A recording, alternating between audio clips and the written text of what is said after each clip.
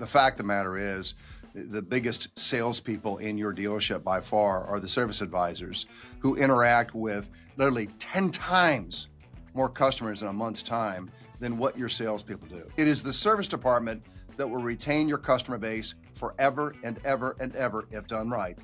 It is a service department that will send you leads for new cars and used cars. It is all about service. Welcome to Retention Roadmap, navigating service success for new car dealerships. I'm your host, Bill Springer. Today's podcast is sponsored by DriveSure. DriveSure helps new car dealers remain the go-to provider for maintenance, tires, and repairs. For information on how DriveSure can help your dealership, go to drivesure.com/dealership solutions. My guest today is Don Hall, President and CEO of the Virginia Automobile Dealers Association, a highly respected voice in our industry and one of the most candid commentators on the future of retail automotive. Don has spent decades advocating for dealers and helping leaders rethink how they operate, especially in fixed ops, where he believes the greatest opportunities for long-term growth still exist. He's known for his truth-telling around service retention, leadership, warranty and recall policy, advisor training, and the customer experience. Today, we're going to dig into what he sees as the biggest mistakes holding dealership service departments back and the actions that dealership leaders can take now to strengthen loyalty, profitability, and culture in 2026 and beyond. So, Don, welcome to the podcast. Great to have you here. Bill, it's great to be with you today, and I appreciate what you do within this industry as well. And hopefully we can help your listeners today understand and do a deeper dive, but more importantly, maybe get senior management to pay attention to what I think is important based on a very long career that I've enjoyed in this auto industry. Absolutely. Yeah, I couldn't agree with you more. So let's just jump right in, Don. You've said repeatedly that service is the real engine of the dealership. And why do you think so many dealers still today underestimate its importance? First of all, let me remind your viewers that I started out in the car business, as I said long ago, on the front end, selling cars, being a sales manager, F&I manager, and a general manager ultimately. And I was a rah-rah guy and never really understood parts and service. I knew about it. It was important. They fixed our cars. They always charge us way too much to fix our used cars, in our opinion. But over the years, having spent a lot of years working for dealers, I've learned much about parts and service. And then recently, thanks to NADA, they allowed me to be a student in the Dealer Academy. And so I've gone through all the various classes. You won't see my photograph in automotive news. But as an older guy, I wanted to hear what was being taught. I wanted to hear what the students were saying. And in fact, as I went through the parts, week-long parts class and the week-long service class, I was both impressed and I was also somewhat let down in that we still have lots of people that are moving into senior management that don't really understand parts and service. Mm-hmm. It is the most profitable department in most all dealerships. And the well-run dealerships, it in fact can be 100% absorption rate and carry all the expenses of the dealership. Yep. And yet we still have this, we don't understand it's us and them. It's the people in the back. And I will tell you, and this is my message today more than anything I could ever say, customers are so important to our existence as franchisees selling and servicing vehicles. It is the service department that will retain your customer base forever and ever and ever if done right. It is a service department that will send you leads for new cars and used cars. It is all about service. God bless the young men and young women who run and operate in the service departments. Without them, we don't exist, and we need to wake up and understand that and value them greatly. Yeah, absolutely. I couldn't agree with you more. In your experience, Don, what are you seeing as some of the more common blind spots on the part of top dealership managers, either general managers or principals, as it relates to fixed ops? We do a whole lot to train salespeople. We buy all kinds of instructors and programs, and we hold lots of meetings every week to do this and do that. The fact of the matter is, the biggest salespeople in your dealership by far are the service advisors who interact with literally 10 times more customers in a month's time than what your salespeople do. And in some cases, even more than that. Yep. They're interacting with everybody that comes in. they have an opportunity to send the message about how good your organization is, how much we care about you, how much we care about the fact that your car isn't operating the way that you and I know that it ought to operate. And therefore, we want to get it fixed and get it back in your hands ASAP. So it's really about understanding the value of what service can do and will do. And we don't care whether or not you charge us retail to fix our used cars. That's okay because you're going to send us a hell of a lot of business on the front end because all that you do on the back end, and we know those cars that we're selling in the used cars have been fixed right and fixed by techs who care about the quality of their service as well. Yep.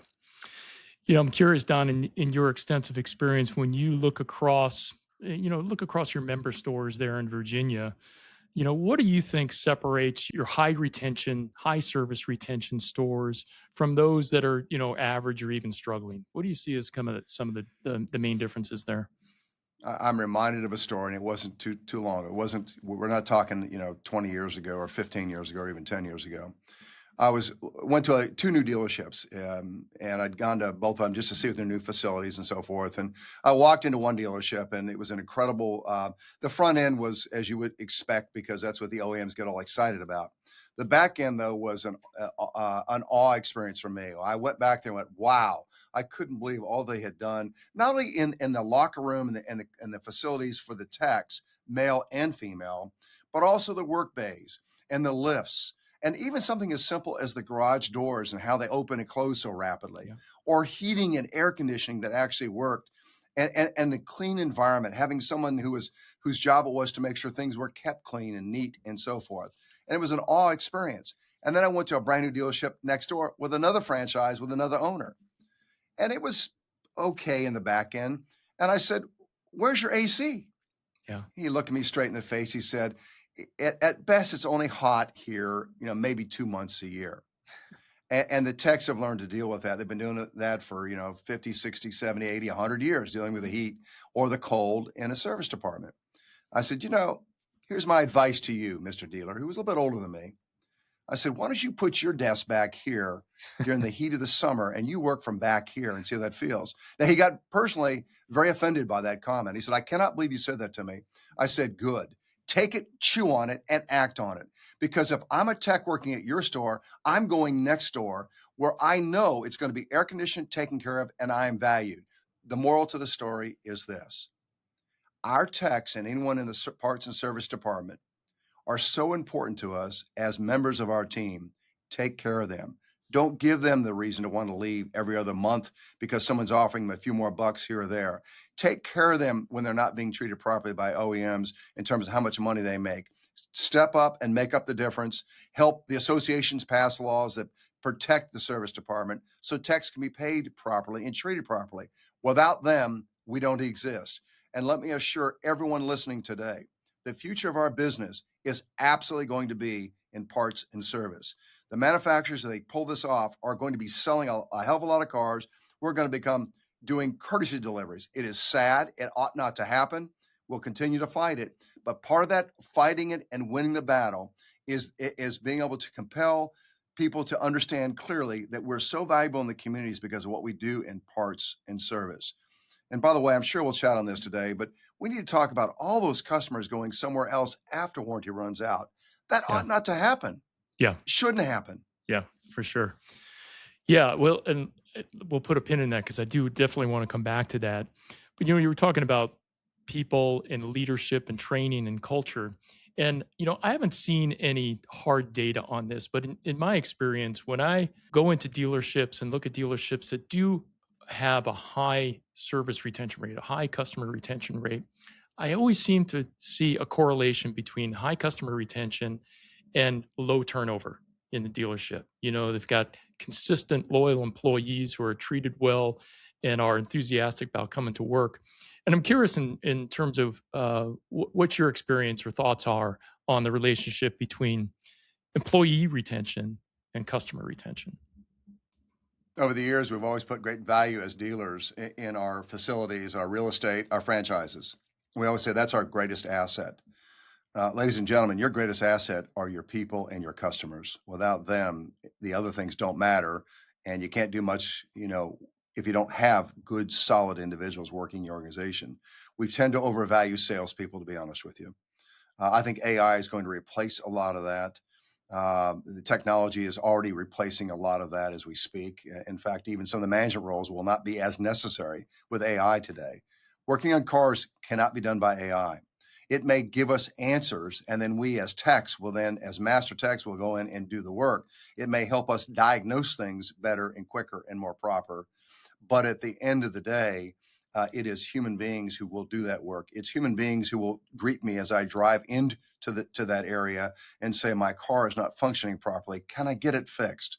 And so it is so important that we take care of the customer and it not be a game of tug of war or trying to make a home run on the first time you come in, thinking, well, they're only here now. Let's load them up with stuff we know probably can be put off or not as necessary today, versus developing a relationship and a trust factor that, look, when my tech tells me or my service advisor tells me that I need this, I know it's legitimate. It's not because they make more money. It's because it's the right thing to do for a car that I value, that I desire to drive for another 3, 4, 5, 6, 8 more years. And they treat me right. I have seen that dealerships with high turnover, it usually is representative on the front end and the back end both. And it is a cancer in the dealership. And so at the end of the day, you're absolutely correct, Bill. And that is that the stores where the turnover is less than those individuals and those customers have a much better experience. Now, having said that, I've spoken with the largest dealerships in the country, and turnover is still a massive problem in our business because we have a tendency, again, to put more value in our franchises and the real estate that we own rather than the people. And part of that is because salespeople come and go. We think that's just natural. Therefore, techs are the same way. No, techs are going to stay where they're treated well, where their circumstance, the work environment is well. I love the idea that now we're beginning to hear about shift work even more so, whether it's a 4-day work week or even a 3-day work week, that we're being flexible with people and that we're looking out for people to make sure too that they're getting jobs that pay well. Warranty work oftentimes doesn't pay as great for the techs. It's customer pay that pays better. We've got to balance that. We may have to even write a check out of our own pocket, Mr. Dealer, to make sure that you're supplementing that tech. Take care of your people and they will take care of you. Without them and their enthusiasm, your customer will not have a great experience in that parts and service. And you may keep them during the warranty period and then they're gone when that's over with. And we cannot allow that to continue to happen as a policy of the dealerships. Oh, we lost them, boss. Why? Because the warranty is over with. Now they went down the road. Shouldn't allow that to happen. Yeah, couldn't agree with you more. And going back to your comment of a few minutes ago, Don, about the importance of retaining that post warranty customer. We recently did an analysis on the average dealership and looked at, okay, what is the model year age that contributes the most to dealerships' parts and service revenue? And that the answer to that is 5 to 6 year old vehicles. And those are, exactly the types of vehicles that are at a high risk of defecting to the aftermarket, to quick lubes, independent shops, tire stores, and that type of thing. Yet, even with that, they still are the greatest contributor to parts and service revenue in the dealership. So the importance of retaining them, especially in this day in 2026, where due to the decline in sales during COVID and tight new vehicle inventory, those vehicles are now at a high risk of defection, and there's just fewer of them. So it makes it even more important that we do everything we can to retain those service customers. What, in your opinion, Don, are some of the things that you're seeing that successful dealers are doing, beyond what we've already talked about, to really focus in on those post warranty customers and continue to take care of them? Bill, first of all, thank you very much for the question and the opportunity to speak to this. Let me back up for a second. It's amazing to me. I've learned too that a lot of dealerships, their service area for customers to wait. It's embarrassing. It's embarrassing what we do. It's embarrassing how we count our pennies in there, what we're spending on customers. Rather than giving free coffee or free this or free that or inexpensive things, we don't bother. It's not much of an area. Here's a novel idea. How about we have a room where we have incredible photographs of our techs and their years of experience and what qualifies them to be a master tech. What is a master tech, and what does that really mean?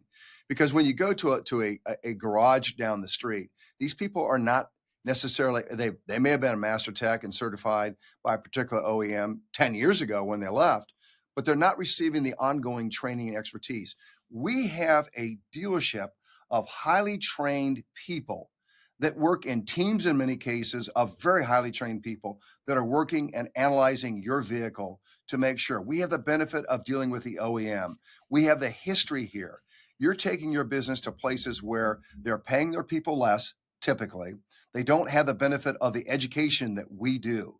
This dealership spends huge amounts of money. I want every one of my customers, maybe in that weight area, we have something that really features the fact that we have a long-term staff with again, educational pursuits and so forth. And what the difference is versus waiting at a quick lube or a tire shop or a transmission shop, where those individuals, it's not that they didn't have skill or train at some point, but the continual supervision and training and so forth doesn't go on. They tend to be individuals that don't have that, and so I don't have the very best working on this car that now costs me average $50,000, which means there are still a lot more than 50. I would rather have someone I know that knows what the hell they're doing versus someone that's going to figure it out as they work on my vehicle for the first time, whatever. And I think we don't do a good job of communicating that we can work on, oh, by the way, any other types of cars as well. That we have people that are in fact certified and they are master techs through ASAE and other programs. And so they understand how to work on other types of cars, and that we can fix things when they're out of warranty. And that's the critical thing. And I think we don't do a good job. We allow the others, the way they advertise, the understanding or the people tend to believe that it's less expensive. Well, it's less expensive if I go to that oil change shop. Well, let me tell you what you got. You got a young person typically who has never been trained with anything. Two, they're using whatever cheap grade oil they can possibly get to put in, not OEM factory oil that has some standards applied to it at some level, not tires that there's some standards applied to it. In fact, you mentioned your sponsor today, I know, is in the tire business. And one of the NADA's facts they made to us when I was a student in this class, in the service class, was that 75% of the customers will buy their tires from the first person who asks them about them.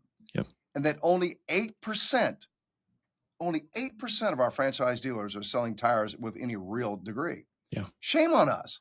Yeah. You should never have to go anywhere else. We are the people who can sell the tires. Yeah. We understand the business. And at the same time, let's not get greedy. Let's make sure we treat people fairly when it comes to pricing. And just because they are loyal doesn't mean we take advantage of them. And well, they're loyal and they keep coming back, so we can charge what we want. That's the wrong attitude. There is competition out there. The fact of the matter is, treat people right, make them understand, let them understand. In some dealerships, you'll see windows where they can see back into the service department. They can see what's going on. Sure. They have a chance to sort of analyze that and look at it. We need to do a better job in career fairs talking about the benefits and the skill sets and the fact that people working in parts and service can literally make six-figure income with high school diploma and a community college degree potentially in a very specific area of having to work on vehicles. This is not something that when you and I were young boys, it was the backyard mechanic who worked in the dealership.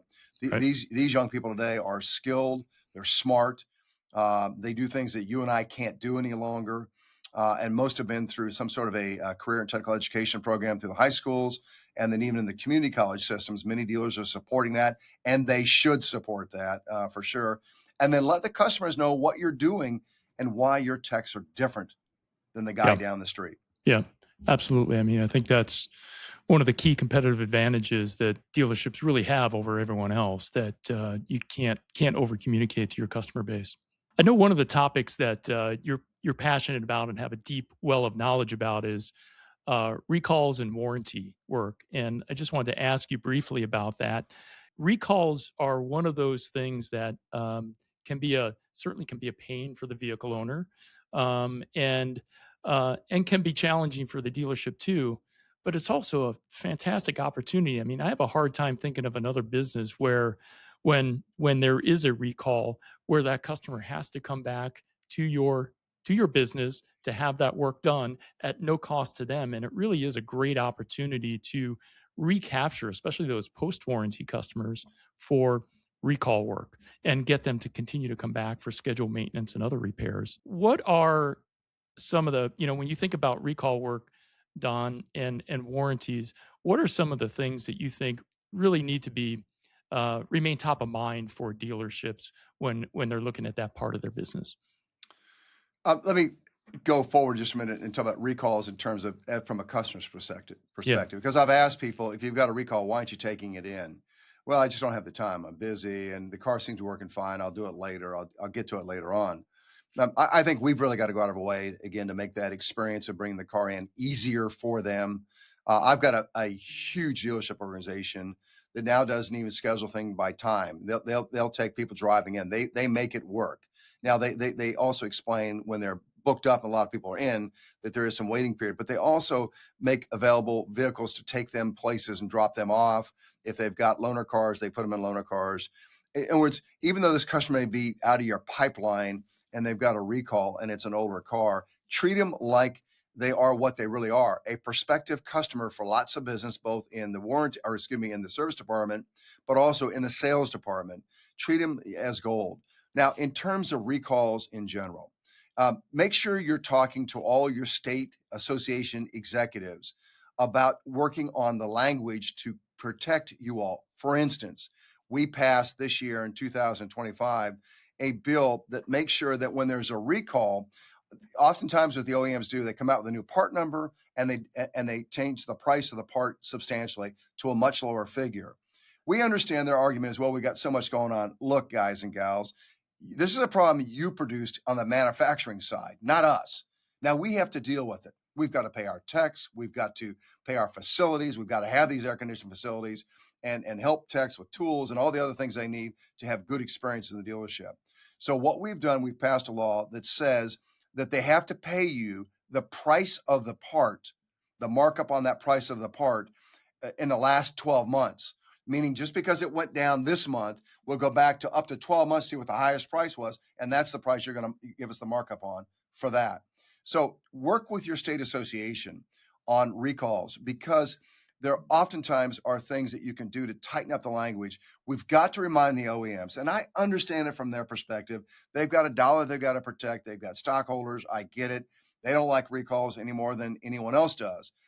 But the fact is, it's a chance, Mr. Manufacturer, it's a chance, Mr. Dealer, to touch a customer again and give them a good experience vis-a-vis fixing the vehicle and doing so at no cost to them and doing so where it's a benefit to the dealership, who then in return treats that customer as they should, which is as a incredible thank you very much for coming here. We look forward to taking care of you in the future and so forth. And that's what makes our business better. So recalls need to be something that me and my peers should address. Warranty work is the same way. There are fights going on nationwide in the legislatures. The techs need to get involved. This past year in 25, in January, I had probably 45 techs and parts and service directors come to Richmond, Virginia. And I said, if you want to wear uniforms, do so. Clean it up, but wear it. Or wear a coat and tie, whatever you want to wear. But tell the elected officials, the legislators, what you do and why it's important. And the fact that the manufacturers have compressed the times allotted in their warranty guides to where it's impossible to do the work in the times that they come up with, and you're not being treated fairly. So a lot of us have laws that say that the manufacturer is required to pay us, in our case in Virginia, whatever we charge the customer for the same job, period. No matter what manual, no matter what time used, it doesn't matter. If we charge a customer $1,000 for that job, you have to pay us $1,000 for that job. And there are laws that can be out there, and we're going to have litigations over these things, I'm sure, in many states. I wish the manufacturers could sit down. There is a movement, General Motors, rather, is trying to do this. Can we all sit down and agree? And the answer is we should, and maybe we can. It means all of us being honest and all of us coming in a room and saying, okay, let's make this work. But it also means that all OEMs have got to play the same way and treat the techs fairly. Otherwise, techs, and rightfully so, say, boss, give me the customer pay work. I don't want to do warranty work because of the amount of time it takes, the time that they say it should take and doesn't take, but a lot more, and the fact that I'm underpaid. And so we can pass laws, and that's part of my role. And that's why today I'm talking to you and others, because I care about this, knowing the impact it's making on the dealerships, and most importantly, on the consumers. Again, a happy tech is not a happy consumer. A happy consumer is not going to be a happy tech if they're not treated well. And so let's make sure that both sides are taken care of in this process through recalls and warranty work both. Absolutely. As we wrap up here, Don, I wanted to ask you, in your role as really a an advocate for dealerships, are there future regulatory or policy shifts that dealers you feel are not paying enough attention to, but should be as we look forward? Yes, and Bill, thanks for that question very much. Let me give you a good example. I have, for the 46, 47 years that I've had the privilege of being in this industry, I fell into it. I was a kid coming out of the military, the United States Marine Corps. I was on the GI Bill, and some car dealer said, "Hey, this is in late 1970s." He said, "What are you doing to make money?" I said, "Well, I'm on the GI Bill, but I'm not doing much. I got a wife at home as well." And so I started in the car business, and this business has blessed me for a very, very long time. But one of the cancers that's existed in my entire career in this business is we are measured, whether it's in parts and service or in sales, it doesn't matter, on 30-day basis. The OEMs measure us on 30-day basis. Our employers measure us on a 30-day basis. Everything's 30-day basis. We're not great at long-term thinking. And so when the likes of an Amazon comes out and says, "Well, we got this great program. You're going to get more customers. This is going to be great. You're going to get this. You're going to get that." We go, "Wow, that's great." And we tend to sell our soul a lot for what someone has said is going to really change our world and make it so much better. When in reality, there are lots of folks, manufacturers included, Amazons of the world included, who all want to be in our business. They want to cherry pick the business. They want to do that which is easy for them to do, whether that's selling uh, um, new cars if you're a manufacturer, or through Amazon. They don't want to service them, by the way. So if you're in the parts and service department, you've got a history and you've got a great future for sure. But at the end of the day, it is the equation that is most successful is a strong new car department, a strong used car department, a strong parts department, a strong service department. You bring all that together, then you do great things for your people and your customers. But I think dealers have a tendency to be a bit naive. "Oh, Don, you don't understand. We've looked at this. There's nothing wrong in this program. It doesn't break any laws. It's going to help us sell more cars." Do not be naive. There are lots of people that want to be in our business, including our own OEMs, who want to pick certain models and be able to sell them direct. This business is changing. That's the benefit and the value of trade associations like the Virginia Automobile Dealers Association. It's the reason why you, as people who care about this business, should get involved. And as I said yesterday to a group of dealers, if you've got another 15, 20, 25 years, you damn well better care, and you better start paying attention to parts and service. You better pay attention to what's going on the front end and understand I want the front end to sell cars because I want to be able to take care of those cars. I want them to trade for used cars so I can fix those used cars. And I want the customer to have a great experience. And you better care about this stuff, and you better take ownership of it. Whether you own it or not, it's immaterial. As a professional, own it. Spend time being educated. Listen to this podcast. Listen to others. Go to the academies and so forth. Learn the business. Be committed, because it's the only way we're going to continue on the way we have continued on and continue to have flourishing careers and unique experiences that all of us have had as a result of being in this business or indirectly built in the business as well, and supporting this business. We've done that because the dealers need us.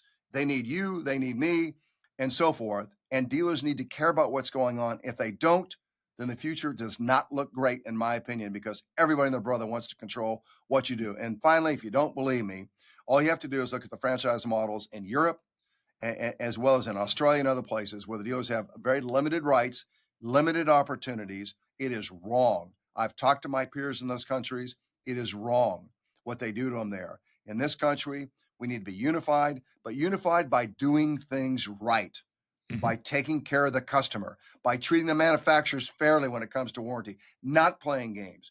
Yep. and not allowing techs to do things they ought not to do to the OEMs, and vice versa. OEM, treat our people right as well. Absolutely. Well, Don, you've given us just a ton to think about. I really appreciate you being on the podcast and sharing your great depth of knowledge and experience. If any of our listeners wanted to get a hold of you, what's the best way for them to do so? Probably just VADA.com. You can Okay. go out our website. You'll see who I am and where I'm at and so forth at VADA. And I don't do a lot of the Facebook and stuff like that, but I do LinkedIn. So Don Hall, VADA LinkedIn, I think it's how you find it, but it's out there. And I do answer and I do post. I'll post this interview at some point, Bill, out there as well for them to hear and see. Super, super. Well, Don, thanks so much for being on the podcast. Really appreciate your time today. I appreciate what you do in our industry and your long years and your history and your family history as well. Thank you. Thank you.